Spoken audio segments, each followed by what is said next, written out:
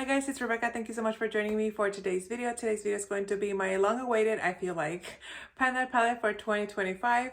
I have kind of thought not long or hard about this, but I knew I wanted to pan this palette just because someone's calling me.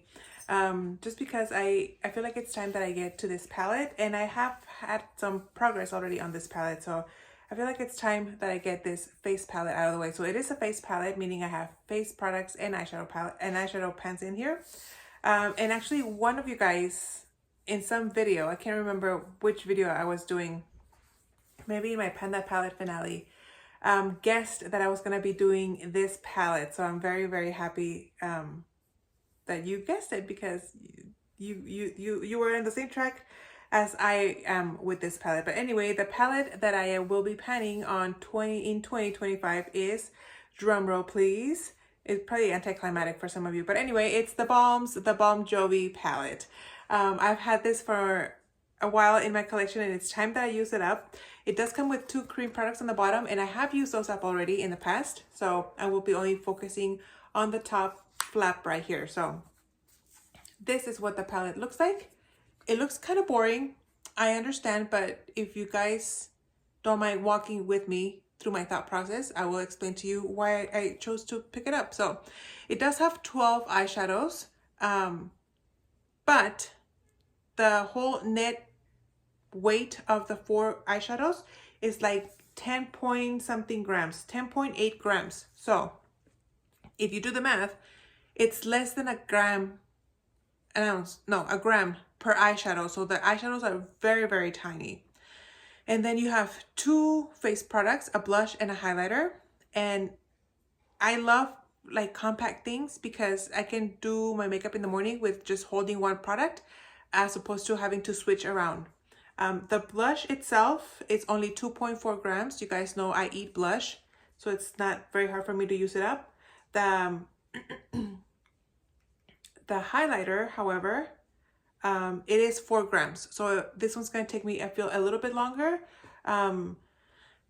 But I feel like the blush will be no problem for me. So the eyeshadows themselves, let's talk about them. This is a very basic palette. It's very neutral. I am not planning on using up this dark blue shade.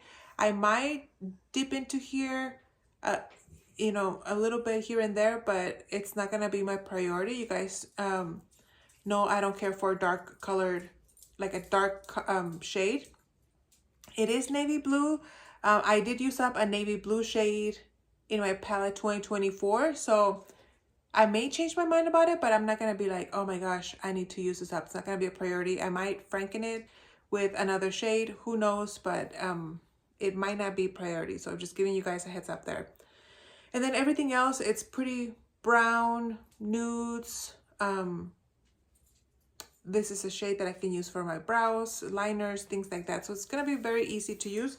And I picked this palette because I really wanted to use a neutral palette, because if you guys watched my products I want to use up in 2025, I do have this eyeshadow palette in here from ABH. This is the Mini Pro Pigment palette number 1.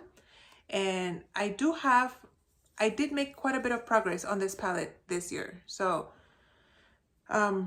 well, let me retract. I had hit pan on this guy in years past, but I feel like in the last month or so, I really made a huge dent, especially on this shade right here and on this shade right here. So I am planning on focusing on this palette. So that is the reason why I needed a neutral palette, and as opposed to using, I don't know, like the Naked palette or the chocolate something palette from another brand. I figure something that gave me like face products in here would also be a good change of pace for me. And the fact that, like I said, the eyeshadow pans in this is pretty small. It gives me opportunity to use this fairly early in the year, I feel like, and then add my 2.0 that I enjoy adding so much and incorporate maybe like a smaller palette or something. So the main reason for this is because it's a full-size palette that doesn't have a lot of product in it, if that makes sense. So that's why I went with this one. I have another palette from the Balm like this, and it's the Bon Voyage, I think that's what it's called. It's like a cruise ship, but it does have less eyeshadows, but it has more blush and face products. And I do have other single face products that I want to use up in 2024, so that's why I went with this one instead of that one. But there you have it, guys. A really quick intro for my Pan That palette for 2025. In the back, this is what it would look like. These were the two cream shades. You could use them as lip products or cheek products. But like I said, I did use those up. So there you have it. That's everything I have for this update for this intro for my Pan That palette for 2025. Let me know what you guys are planning to pan for 2025 if you're doing a Pan That palette. Thank you for watching, and I'll see you on the next one.